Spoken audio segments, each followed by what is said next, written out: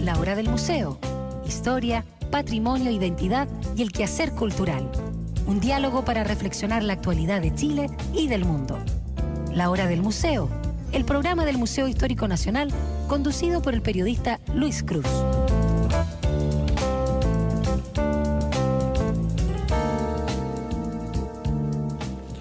Muy buenos días, sean todos ustedes muy bienvenidos y bienvenidas a La Hora del Museo, el programa del Museo Histórico Nacional.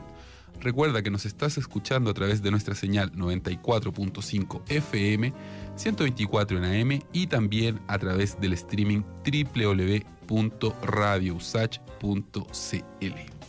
Les quiero recordar que en el Museo Histórico Nacional se está realizando un taller de fotografía para niños que es gratuito. Pueden participar niños de entre 10 y 14 años. Si se quieren inscribir, tienen que escribir al mail extensión@mh.cl. Además, también les quiero anunciar que hoy tenemos un concurso. Vamos a regalar el libro de la historiadora María José Cumplido, que se llama Chilenas Rebeldes. Hechos los anuncios, tengo que presentar al invitado del día de hoy. Hoy vamos a conversar con el historiador Gonzalo Larios acerca de la toma de la Catedral Metropolitana de Santiago, ocurrida hace 50 años, exactamente el 11 de agosto de 1968.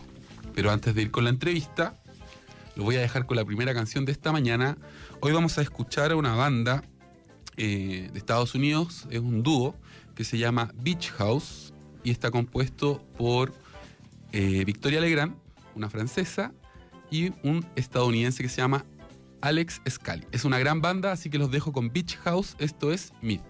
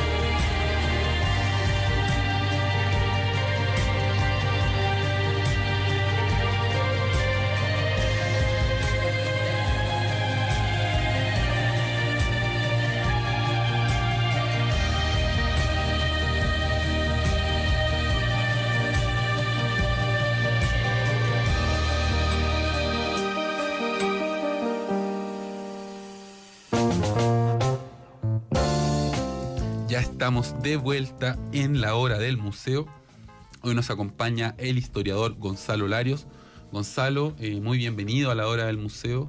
Muchas gracias por compartir este tiempo con nosotros en el programa del Museo Histórico Nacional. Muchas gracias, Luis, por la invitación. Un agrado acompañarte. Bueno, hoy vamos a hablar de esta toma de la catedral que se produce hace 50 años, ¿no? Y que marca un hito fundamental. Este pasaje está, ustedes lo incluyen, ¿no?, en el libro Historia de Chile 1960-2010, en el tomo 4. Tú eres uno de los investigadores que participa en esta publicación. Antes de comenzar con la entrevista y ya como entrar de lleno en el tema, quisiera que nos contaras un poco acerca de estos 4 tomos ya que van, de esta larga historia de Chile que están escribiendo. Bueno, es un proyecto, yo diría, fascinante de partida porque se trabaja en equipo. Es Alejandro San Francisco quien dirige el proyecto, pero lo acompañamos también 4 o 5 historiadores: José Manuel Castro, Miriam Duchens, Milton Cortés y Ángel Soto y yo.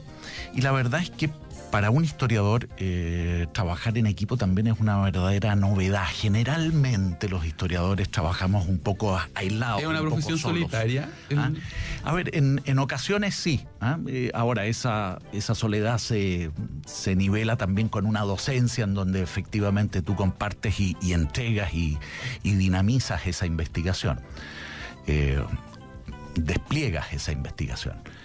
Pero el trabajar en un proyecto como Historia de Chile 1960-2010 ha sido, por la magnitud del proyecto también. Es historia reciente. Es un proyecto descomunal. Yo entrevisté a Alejandro San Francisco y de verdad me sorprende mucho lo mucho que abarca, ¿no? Y el detalle al que llegan. De verdad que hay un trabajo que se nota que lo están haciendo con mucha pasión, con mucho cariño, con mucho trabajo y con mucha investigación y con mucha seriedad. Yo creo que, de partida es historia reciente, que ya es un tema, porque en definitiva estamos tocando asuntos de hace medio siglo, y para los historiadores medio siglo es ayer nada más. Exacto.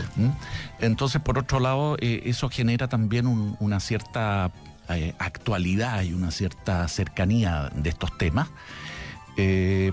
Por otro lado, es una obra de tipo general, en donde no es solo una obra política, sino que es una obra política, de historia de la economía, de historia de la cultura, de historia de la educación, de los temas sociales, de las relaciones internacionales. Una visión integral de la historia. Y también de historia de la Iglesia, que yo diría que en ese sentido pocas historias habían incorporado esa sección de una manera relevante. Considerando que en nuestra sociedad y en nuestro país la Iglesia Católica, como vamos a ver a lo largo de esta entrevista, ha tenido siempre un peso importante, ¿no? Así es, desde los orígenes mismos de la nación chilena, yo diría de que junto con los descubridores, con los conquistadores, vienen también los primeros sacerdotes, y por lo tanto hay una fusión, hay un mestizaje que también es un mestizaje de alguna manera religioso, en el sentido de que finalmente la Iglesia Católica pasa a ser la confesión mayoritaria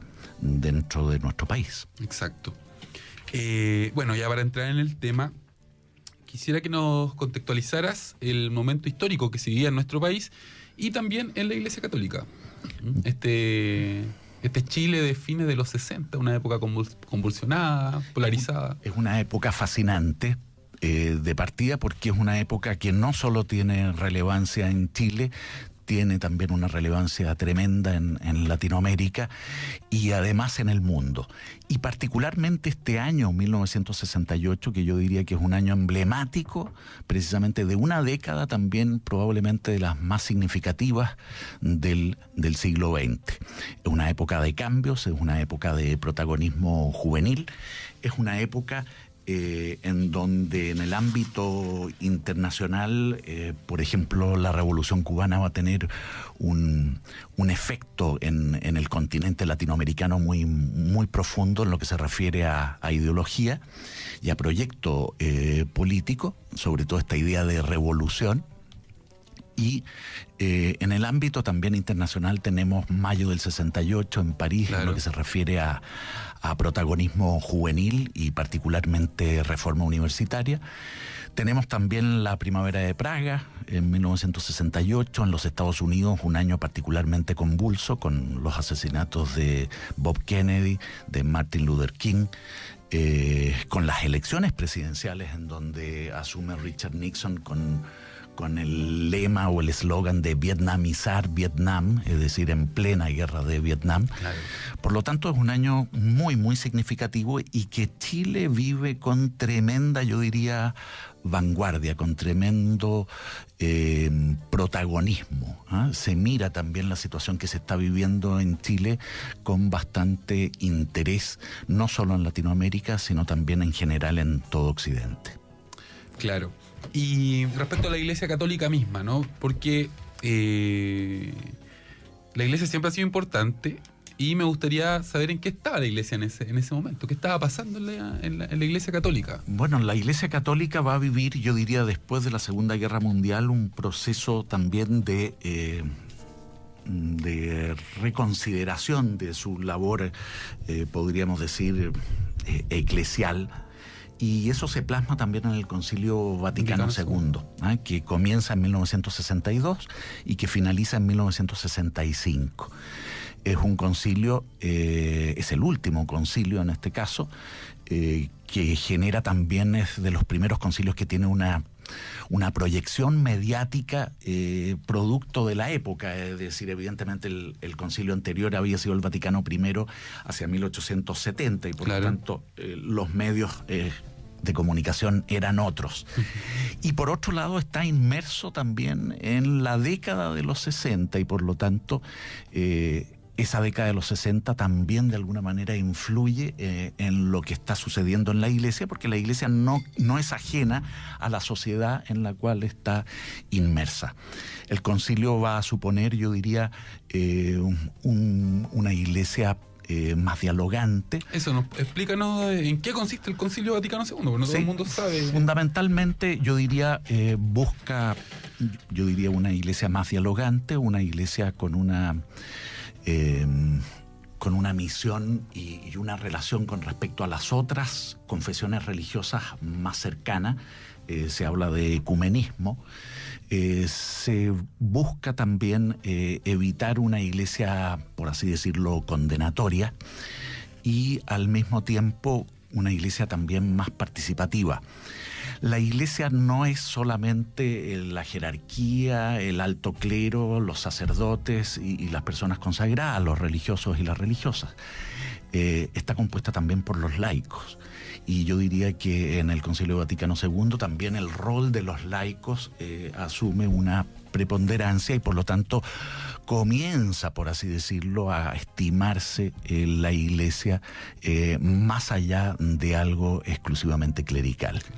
¿Y este Concilio Vaticano II yo entiendo que fue el Papa, es Pablo VI, si no me equivoco? Lo inicia Juan XXIII, que fallece en 1963, y lo culmina Pablo VI en 1965. Que también es un acto relevante en esta historia porque coincide, ¿no?, con que el Papa iba a visitar Colombia, que entiendo que es la primera visita de un Papa al continente. Sí. Y lo vamos a ir contando ahora cuando veamos la historia.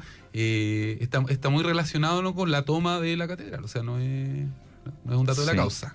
Así es. Bueno, el Papa Pablo VI realiza un viaje en 1968, precisamente poco después de la toma de la catedral, o días después de la toma de la catedral, a Colombia.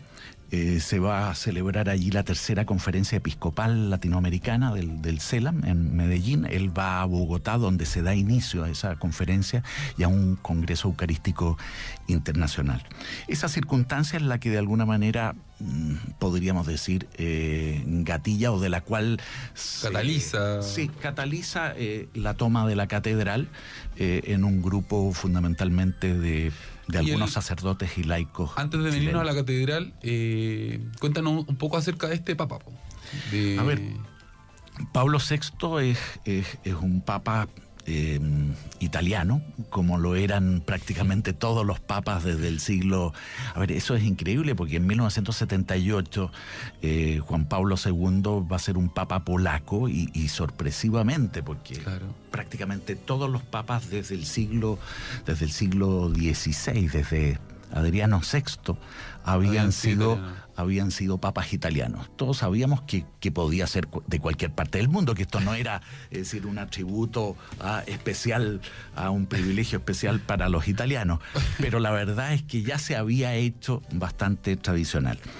Gian Battista Montini, Pablo VI, es un sacerdote que tiene influencia, a ver, yo diría se educa en una familia más bien de corte católico, de una familia que políticamente también tiene relevancia en lo que se va a llamar el Partido Popular Italiano, previo al fascismo, es decir, hacia el año 1919-20, y por lo tanto él ingresa al sacerdocio, va a tener una formación también en el ámbito de la diplomacia vaticana, y posteriormente también va a ser asesor universitario en la FUCI, en la Federación Universitaria Católica Italiana.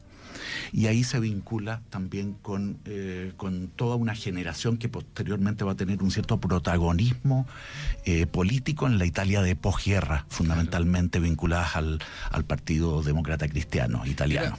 ¿Se podría definir como un papa conservador o como un papa, digamos, reformador? A ver, es que esas categorías son más bien políticas, y la gente generalmente ajena a la Iglesia trata de etiquetar a los católicos con esas etiquetas más bien políticas. Los católicos tenemos libertad de participar en distintos partidos políticos, en la medida en que esos partidos políticos de alguna manera no contradigan los principios de la propia Iglesia. Claro, pero al interior de la Iglesia también se vive en periodos de cambio, momentos de cambio, ¿no? Sí. Y este Papa encabeza el Concilio Vaticano II, lo lleva a cabo, aun cuando yo estaba leyendo por derecho canónico, a él no le correspondía sacar adelante. A ver, lo que pasa es que el concilio se convoca, y el concilio es una reunión, es una asamblea de seres humanos también, en donde los creyentes pensamos también de que el Espíritu Santo influye en esa asamblea. Pero como en toda asamblea humana se van generando también distintos grupos, distintas facciones, y en este caso, a ver, Montini, que era arzobispo de Venecia, de Milán, Montini va a colaborar abiertamente con Juan XXIII en la convocatoria y en la organización del concilio. Por lo tanto, se piensa que como Juan XXIII fallece durante el concilio, hay que ver a alguien que de alguna manera termine un concilio que ha generado también sus discusiones, evidentemente. Y dentro de los años 60, esas discusiones generan también distintas reacciones. Al terminar el concilio, se genera una llamada crisis postconciliar dentro de la Iglesia, por motivo del concilio y por motivo, yo diría también, del ambiente contracultural de la segunda mitad de los años 60, fundamentalmente, que sacude también a la Iglesia, porque, como te decía, la Iglesia está también inmersa dentro de la sociedad. Esa crisis postconciliar es una crisis, por así decirlo, de disenso, es una crisis de contestación dentro de la Iglesia. De cuestionar la jerarquía, lo vamos a ver. De disenso, contestaciones, cuestionamiento de la autoridad, y al mismo tiempo una crisis religiosa. Es una crisis de defección del sacerdocio, de muchos sacerdotes, y también de abandono de seminaristas, de abandono y de baja de las vocaciones religiosas. Claro. Y bueno, ya que estamos hablando de estas nuevas lecturas y de estas nuevas facciones que aparecen, quisiera que nos contaras qué es el grupo Iglesia Joven, cuáles eran sus demandas y qué rol jugaba el sacerdote español Paulino García. A ver, el grupo Iglesia Joven prácticamente era un pequeño grupo de laicos católicos yo diría organizados por un pequeño grupo de sacerdotes, vinculados fundamentalmente a comunidades eclesiales de base que en ese momento se estaban estableciendo en plenos años 60. Cuéntanos qué eran las comunidades de base. Porque... A ver, es una búsqueda de una mayor participación y vivencia, yo diría, de la religiosidad. Y por lo que tanto, se expresaba trabajando, ¿no? que se trabajaba en reuniones, yo diría, de comunidades de laicos católicos, fundamentalmente dirigidas probablemente por algún sacerdote, sí, a lo que voy en las parroquias. Pero las parroquias digamos, no de la clase alta, sino trabajaban de todos lados. Es decir, ahora, lo que pasa es que en los sectores más populares, esas comunidades eclesiales de base, en ocasiones, no todas, pero particularmente a fines de los años 60 y a comienzos de los años 70, van a adquirir un cierto, yo diría, desliz político, en donde ciertos grupos políticos van a tratar de introducir su ideología política, claro, a partir de esas comunidades de carácter eclesial. Que se da este diálogo que aparece en el libro, que es entre marxismo y cristianismo, ¿no? Así es. El diálogo de cristianos y marxistas de alguna manera es, yo diría, consecuencia también después de la Segunda Guerra Mundial. Hay un vínculo ahí, yo diría, fundamentalmente en la resistencia francesa, en donde católicos colaboran con comunistas, por así decirlo, claro, frente a la ocupación alemana nazi, y por lo tanto ahí hay trabajo de colaboración, claro, y que posteriormente adquiere una cierta carta de presentación en el propio espíritu de diálogo dentro del concilio. Pero aquí quisiera hacer van a haber también diferencias de interpretación de ese concilio. Y en esas diferencias de interpretación surge algunos, por ejemplo, Roger Garaudí, un marxista que saca un libro en 1965 precisamente, que se llama Del anatema al diálogo, haciendo referencia de que la Iglesia ya no condena, por así decirlo, claro, el comunismo, sino que llama al diálogo. A dialogar. La verdad es que la Iglesia mantenía su visión respecto a una ideología que era fundamentalmente materialista y que favorecía atea y que favorecía la lucha de clases y que por lo tanto no correspondía en ese sentido el trabajo ni la colaboración entre ambas. ¿Y de este diálogo aparece esta idea que está citada en el libro de esta lectura, ¿no? de que Cristo, en el fondo, el Cristo mismo había sido un revolucionario que se había opuesto a los romanos, ¿no? ¿Y esta lectura aparece a partir de este diálogo que estamos viendo entre marxismo y cristianismo? Claro, yo diría que esa figura aparece fundamentalmente vinculada por un análisis marxista de la Iglesia y de la doctrina de la Iglesia.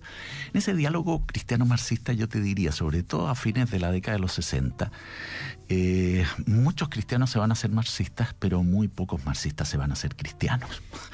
Y por lo tanto, es un diálogo desventajoso para la Iglesia católica. Si vemos los resultados, para la Iglesia va a ser particularmente complejo, porque de alguna manera se politiza la Iglesia. Claro. En una atmósfera también muy politizada. Cuando tú dices, y tengo que preguntarte esto, cuando tú dices que la Iglesia se politiza, de alguna forma estás desconociendo que la Iglesia siempre ha tenido una dimensión política. O sea, ha sido un actor relevante a lo largo de toda la historia de la política. Claro, el poder. Sí, yo diría que la Iglesia tiene una vinculación dentro de la sociedad en la cual está inmersa. Claro. En distintos momentos, evidentemente, han surgido también partidos, es decir, cuando surgen los partidos políticos después de la Revolución Francesa, la Iglesia se preguntaba, ¿tenemos que entrar en política? Surgen partidos confesionales, por ejemplo, el Partido Conservador en un determinado momento. Pero luego, la democracia cristiana. Y la democracia cristiana a partir de los años 30. Pero luego se cuestiona, luego la doctrina social de la Iglesia se pregunta al respecto. ¿Debe la Iglesia comprometerse con un partido político determinado? Y eso precisamente provoca es lo que señalan que a partir de los años 30 la doctrina social de la Iglesia más bien se proclama y favorece más bien que no. Pero hay sacerdotes que piensan que sí, como Paulino García, que claro, por favor cuéntanos. Ahí hay un clericalismo. El clericalismo político en este caso es probablemente en un inicio el Partido Conservador.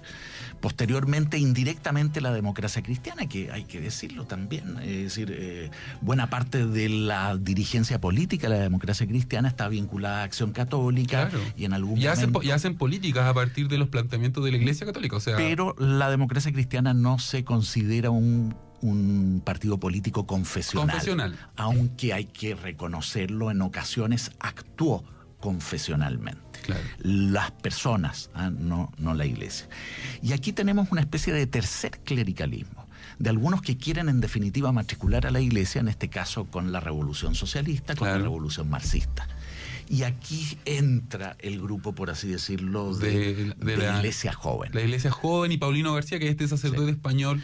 Bueno, eso de los sacerdotes españoles, bueno, no solo españoles, va a haber una llegada fuerte de sacerdotes extranjeros a mediados de los años 60. A tal punto que más de la mitad del clero de Santiago es extranjero. Muchos de esos sacerdotes, no todos, pero un número importante, se van a trabajar fundamentalmente a los sectores más modestos. Dentro del impacto que supone la pobreza en esos sectores y el ambiente particularmente revolucionario y político de mediados de los años 60, ese cóctel termina haciendo de que esos sacerdotes terminen en ocasiones más vinculados a una acción meramente política que particularmente eclesial o religiosa.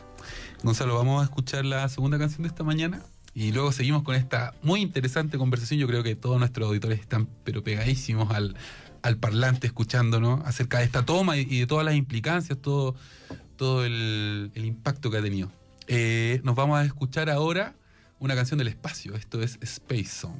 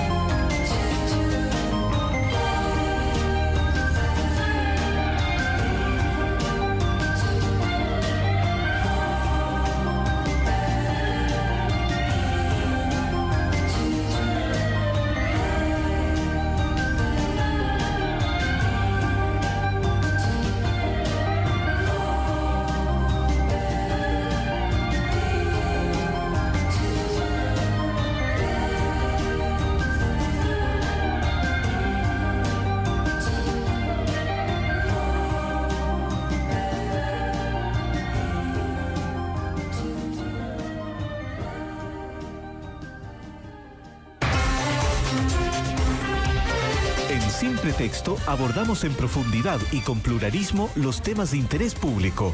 De lunes a viernes, nuestros periodistas invitan a debatir a connotados expertos, variados panelistas y a los protagonistas del acontecer noticioso nacional e internacional.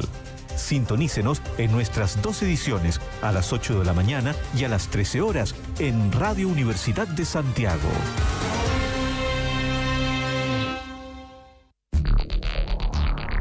Radio Universidad de Santiago, 94.5 FM, 124 AM y www.radiousach.cl. Una emisora plural, analítica y con una amplia red de voces expertas. Somos tu radio pública.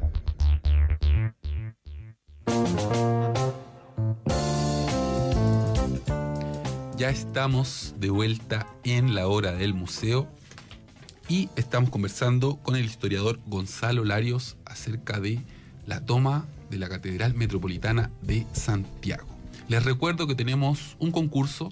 Estamos regalando el libro de la historiadora María José Cumplido, Chilenas Rebeldes. Si te quieres ganar el libro, nos tienes que escribir a radio@usach.cl y participar.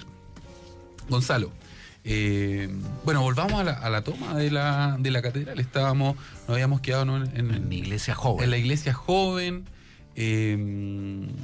¿Cómo se produce esta toma? A ver, en términos... A ver, es una organización entonces de un grupo de laicos dirigidos por 6 o 7 sacerdotes que buscan llamar fundamentalmente la atención pública ante la visita del Papa Pablo VI a Colombia.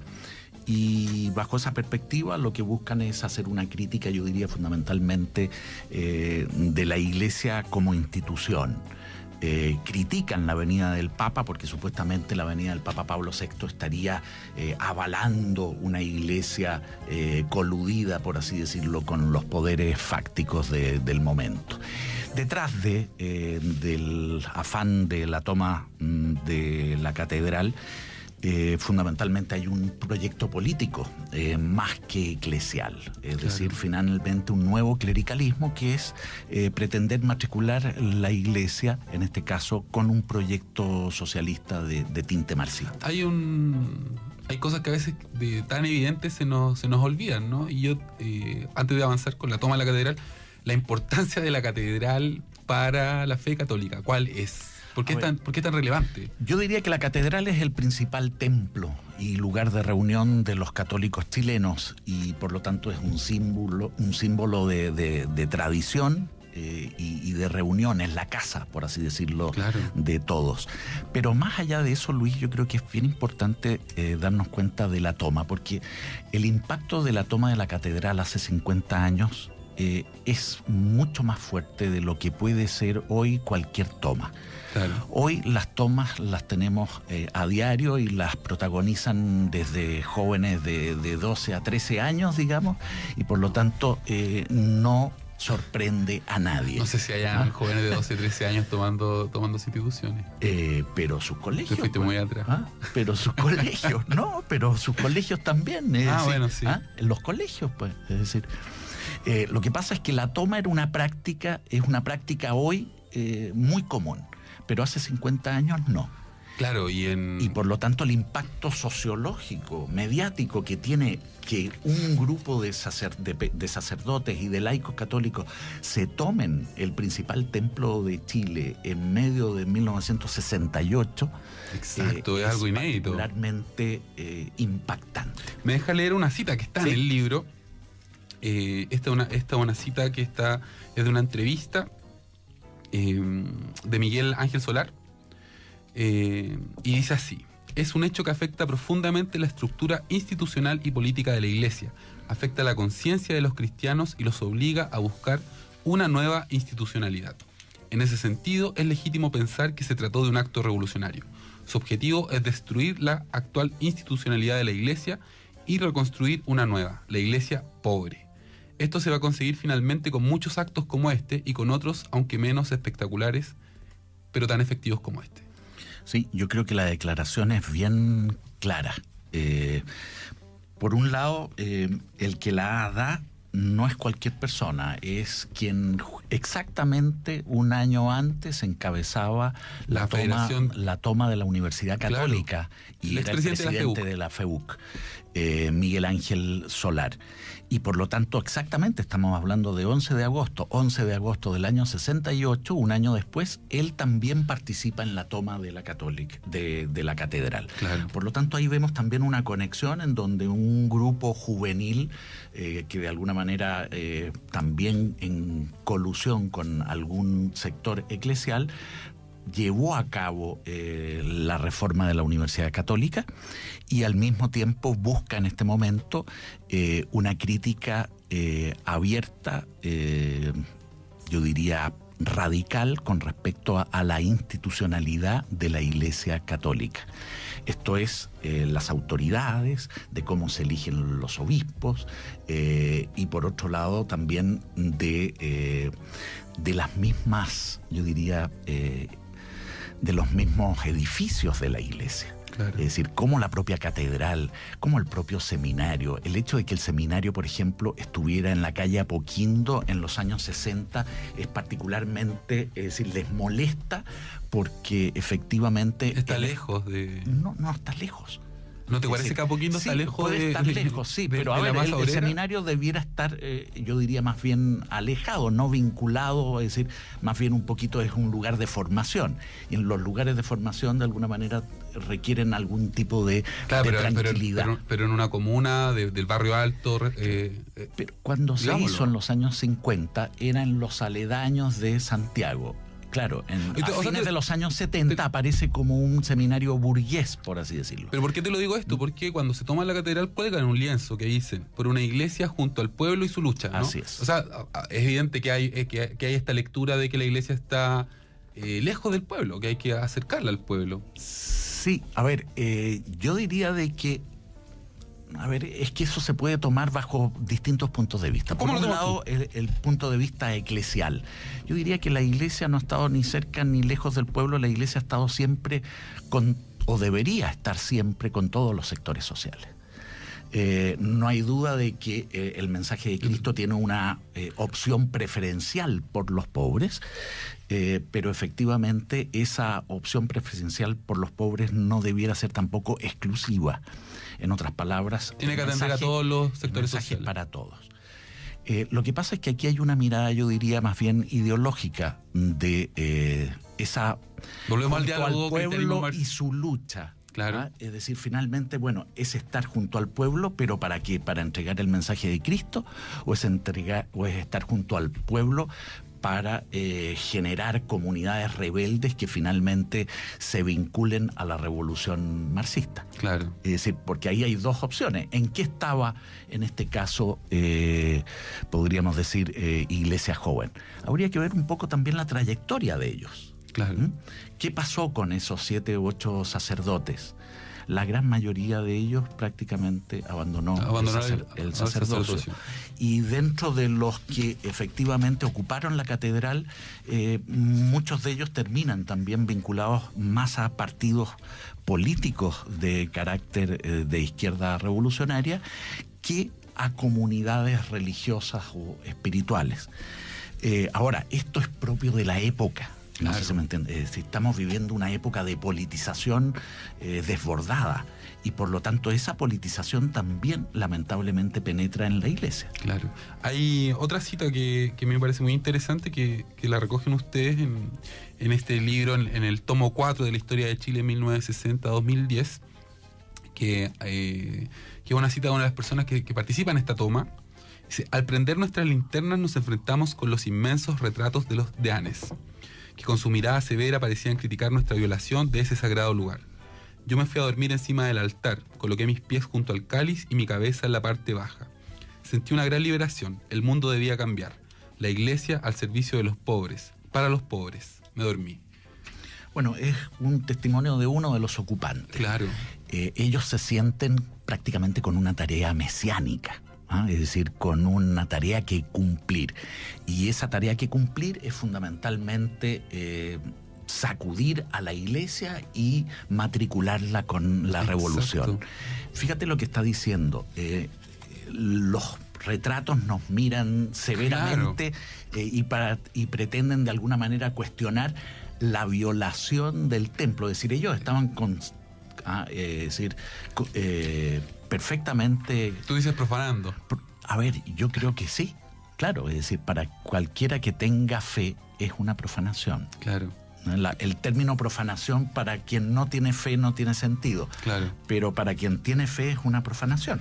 Y la misa que hacen después, te quiero llevar a la misa porque me parece que también es súper interesante lo que pasa con esa misa. Claro. Cuéntanos en qué consistió esta misa que hacen. Ellos son, yo diría, ellos son cristianos, ellos son católicos. Y son sacerdotes investidos por la iglesia. Claro, es decir, hay 6, 7 sacerdotes investidos por la iglesia, hay un seminarista, hay algunas religiosas y hay casi 200 laicos de distintos movimientos de acción católica. Hubo monjas también en la toma. Sí, hubo algunas religiosas.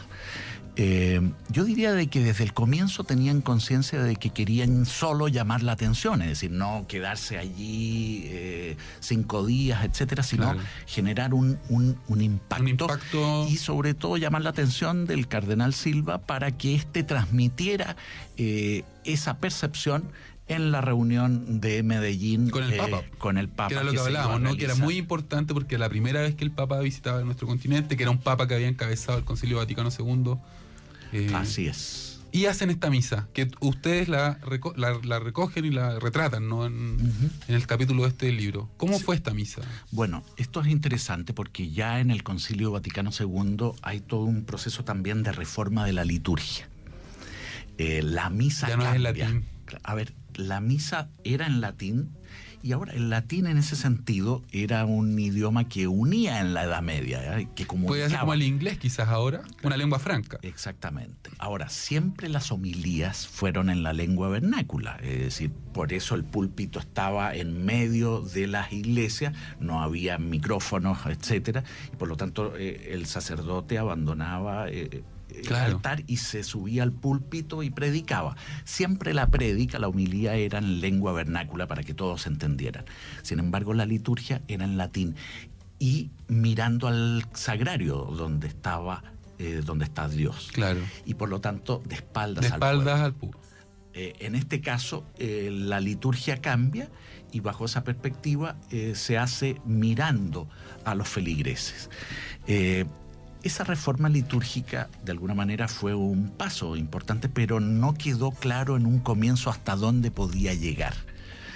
Y en este vértigo revolucionario... ¿Hasta dónde llegaron los revolucionarios? Quiero que nos cuentes. Vértigo revolucionario, claro, algunos terminaron metiendo, por así decirlo, guitarra eléctrica en la misa y otros sencillamente haciendo... Pero fue una misa con pan y vino de mesa. Sí, en este caso fue con pan y vino de mesa, no en el altar, sino más bien en el centro de la catedral, con carteles del Che Guevara y de Camilo Torres, un sacerdote que se había unido a la Revolución Cubana, y invitan a cantar a Isabel y a Ángel Parra, que no eran particularmente cristianos, pero que buscan en este caso también transmitir esa...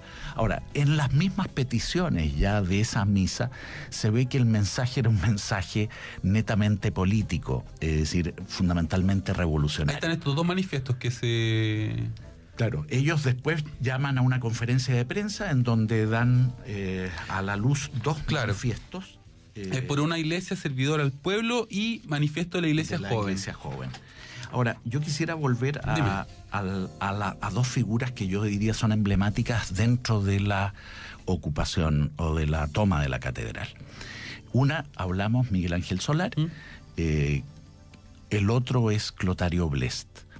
Y Clotario Blest en este caso no es la iglesia joven, porque tenía ya 68 años. Un dirigente social y posteriormente pasa a ser, yo diría ya lo era, una especie de patriarca del cristianismo marxista. Del cristianismo revolucionario. Sí, digámoslo, del cristianismo marxista. En este caso, él mismo va a ser uno de los organizadores, presta su casa para las reuniones en donde se gesta la toma de la catedral, y hay una declaración de él particularmente relevante meses después, y voy a leerla yo, cuando le preguntan, es decir, él se pregunta, si Cristo descendiese hoy a la tierra, a un mundo como este, en 1968, ¿qué crees que llevaría sobre los hombros? ¿Una cruz? No, señala Blest, llevaría una metralleta. Claro. Esa opción violenta evidentemente no se condice con el Evangelio. La formación de Blest es una formación muy interesante porque él formó parte de los círculos del Padre Vives a comienzos del siglo XX. Él fue seminarista. Él fue seminarista en un comienzo. Y el Padre Vives, un jesuita que yo diría fue uno de los promotores de la doctrina social de la Iglesia y que va a ser formador de figuras tan relevantes como el Padre Hurtado, claro, como Manuel Larraín, obispo de Talca, presidente del CELAM, precisamente se había muerto 2 años antes de la toma de la catedral. O sea, figuras muy relevantes, sí, en el acercamiento. Jaime Izaguirre, un historiador, Jaime Larraín García Moreno, un organizador de gremios, en este caso más bien empresariales. Claro. Es decir, de distintos sectores. Y fundamentalmente Vives, el mensaje que les da es que penetren con su acción, con su mirada cristiana, la sociedad.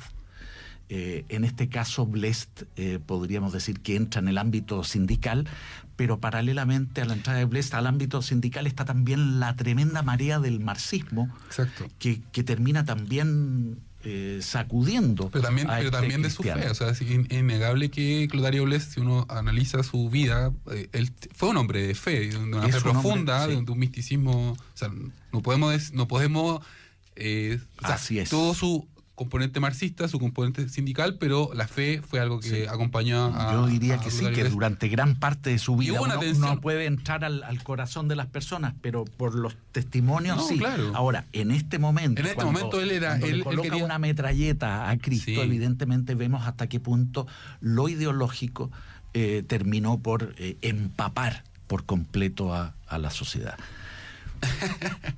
No, me dan ganas de irnos un poco, unos 10 años después, pero sí, nos vamos a quedar sí, quedémonos mejor en la toma de la iglesia.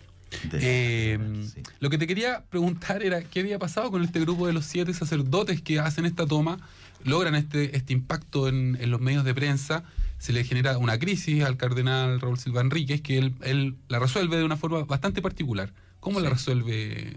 Bueno, al parecer el arzobispado estaba en antecedente de que se planeaba algo en contra de la catedral. Incluso el propio arzobispado le había pedido al ministro del Interior, en ese momento Pérez Ujovich, de que pusiera resguardo a la catedral. Pese a eso, se toman la catedral. El cardenal arzobispo de Santiago estaba en ese momento, esa mañana, en una visita pastoral por la comuna rural de María Pinto. Le llega la información de que se han tomado la catedral. Exacto. Él decide continuar con su visita. Los periodistas a donde llegan le comienzan a preguntar por la toma de la catedral, que insisto, el impacto mediático era mucho mayor de cualquier toma hoy día. Y finalmente él decide regresar más bien tarde. Probablemente le habían dicho de que la toma se iba a acabar claro, a mitad de tarde. Sin embargo, cuando llega a Santiago se reúne con su grupo de asesores y decide efectivamente manifestar con tremendo dolor, yo diría, la situación que se está viviendo. Las palabras del cardenal Silva son fuertes respecto a esa toma. La acción de unos pocos sacerdotes descontrolados junto a un grupo de laicos y de jóvenes ha llevado a efectuar uno de los actos más tristes de la historia eclesiástica de Chile. Se ha profanado nuestra iglesia catedral y finalmente termina suspendiendo a divinis a los 7 sacerdotes. ¿Qué significa suspender a una sacerdote a divinis? Es decir, perpetuamente mientras no haya una declaración en contrario. Esa fue como la cláusula de salida que les dio. Lo que pasa es que les dice de que si bien los suspende a divinis, mientras no respondan ni señalen su su anuencia a la Claro. autoridad del obispo correspondiente, que en este caso era él. Y ellos hacen esta... Evidentemente ellos luego hacen una carta, y el propio no se arzobispo- reúnen, claro. El propio arzobispo le pide al obispo Carlos González de que se reúna con ellos, de que vea, y en definitiva lo que ellos hacen es decir más o menos lo siguiente: nosotros nunca quisimos poner en duda la autoridad del arzobispo de Santiago. Ni del Papa. Ni del Papa. Por lo tanto, no hay aquí un cuestionamiento de esa autoridad. En Claro. otras palabras, no se desdicen del hecho, sino que dicen de que ellos siguen Claro. en lealtad a las autoridades de la Iglesia. Bastó eso para que se le suspendiera efectivamente la situación. Al cardenal Silva le dolió particularmente porque se estaba dando el sínodo en ese Exacto. momento. Por lo tanto, él pensaba de que se habían dado las opciones de diálogo con todos los sectores, y porque pensaba también de que hechos como la toma de la catedral podrían favorecer a lo que el cardenal Silva llama al clero conservador. Exacto. Y la verdad es que en una declaración que hace a un diario italiano, lo señala días después. Cometieron un error de buena fe, dice, respecto Claro. a los sacerdotes, y con su gesto volvieron a dar energías al clero conservador. La verdad es que la opinión pública quedó un poquito bastante confusa con esta situación, porque finalmente se los castigó, se les levantó el castigo y finalmente O sea, siguieron con sus tareas. En tu mismo común libro y aparece corriente. o sea, no toda la iglesia leyó esta toma de la misma forma, porque la revista Mensaje tú también citas, ¿no? Que es la revista de los jesuitas. Quienes participaron en la toma de la catedral lo hicieron porque no se sentían oídos, y su acción, a primera vista incomprensible, no fue sino un afán de expresarse, de hacerse oír. El gesto pudo haber sido desmesurado, estamos de acuerdo, pero la intención no era de rebeldía ni acusatoria, ni mucho menos de profanación. A ver, mi impresión, después de haber estudiado la revista Mensaje en los años 60, es que la revista Mensaje estaba favoreciendo esa revolución. Particularmente ellos pensaban de que la revolución estaba en marcha. Latinoamérica, que había que cristianizarla. Y en ese proceso de cristianizar la revolución, hay que decirlo, yo diría que se marxistiza un poco en la revista Mensaje, al menos a fines de la década de los 60. Gonzalo, lamentablemente se nos acaba la hora. Ha sido una conversación apasionante, de verdad. Te agradezco mucho esta conversación, ¿no? Son temas cruciales que tienen ecos hasta el día de hoy en nuestra sociedad. Es importante que se conversen estos temas. Y te dejo desde ya invitado a una nueva edición de la Hora del Museo para abordar otro capítulo de nuestra historia. Muchas gracias, Luis. La verdad es que estoy muy consciente de que estos temas son polémicos, pero como dices tú, hay que conversarlos. Sí, obvio. Y ya no queda espacio para la última canción, así que solamente me voy a despedir. Quiero agradecer a Marcos Cornes, que nos acompañó en los controles. Yo soy Luis Cruz y nos vemos en una próxima edición de La Hora del Museo. Esto fue La Hora del Museo, un viaje por la historia, el patrimonio, el arte y la cultura. El Museo Histórico Nacional y Luis Cruz te esperan de lunes a viernes a las 11 horas con nuevos capítulos de nuestra historia.